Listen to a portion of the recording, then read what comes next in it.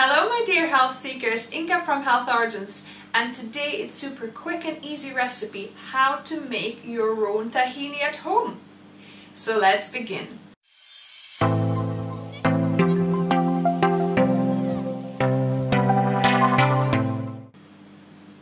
So for this you're only gonna need one ingredient. Like most of the seed butters and nut butters I've showed on my channel, all you need is actually roasted sesame seeds. So this is 3 cups of slightly roasted sesame seeds. So I've had like a big tin that I've kind of roasted on the double hob that I've got for maybe 3-5 minutes. Just make sure, obviously, because this is quite a volume of seeds, so you might want to do it in halves or something, you know, or if you have a big frying pan, you can do it in that in kind of batches, maybe half a cup or a cup at a time, and just toast it until you can hear a bit of crackling happening with the sesame seeds. And yeah, so don't over roast it because it's easy to burn these, because these are like tiny seeds.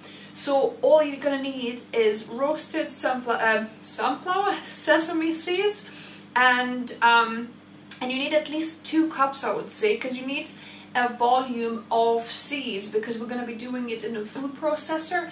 And if you have, say, half a cup or a cup, it's just not going to be enough volume in your food processor to actually, you know, blend it properly. So this is 3 cups. You could, you know, do as little as 2 cups. And all we're going to do is just blend it until it turns into butter. As simple as that. So I've added the seeds. We're gonna start the food processor and we're gonna blend, and you might need to scrape it a few times and keep on blending. You might need to stop, you know, the food processor a couple of times to just rest the motor, maybe every 3 minutes or so, and see how long we're gonna need until it turns into tahini.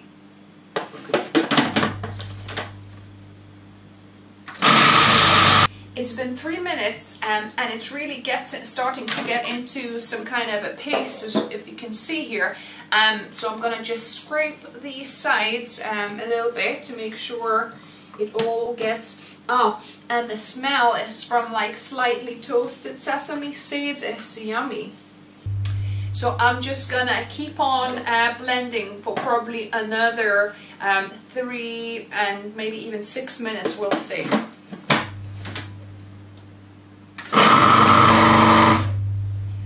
So it's been 5 minutes so far, and about half a minute ago it started turning more into this paste. I'm just gonna scrape the sides one more time, and we're gonna keep on running it until it's smoother and much runnier tahini. We want to make sure we process it long enough so it's quite runny.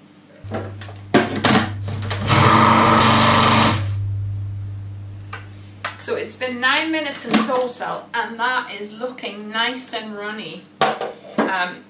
So now you just store it in a jar or a different kind of glass container.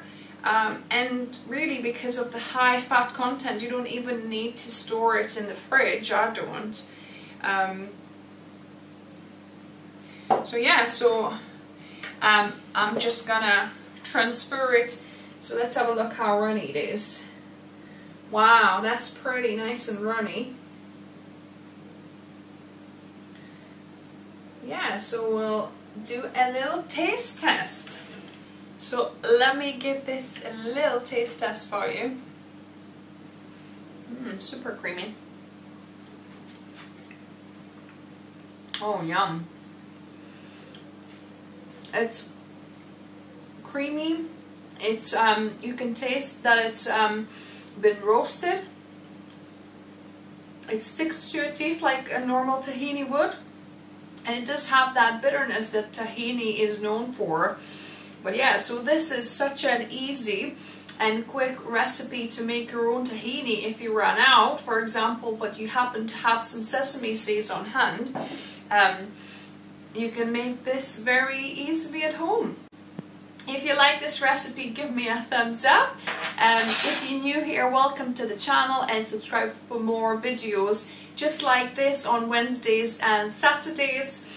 This month I was doing 30 videos in 30 days. I think I missed a couple of days, I think 2 or 3 days as we went camping, but all in all I think I managed to pretty much upload every day. So I hope you enjoyed these extra videos. And remember, food is fuel, so be mindful of what you put in the body.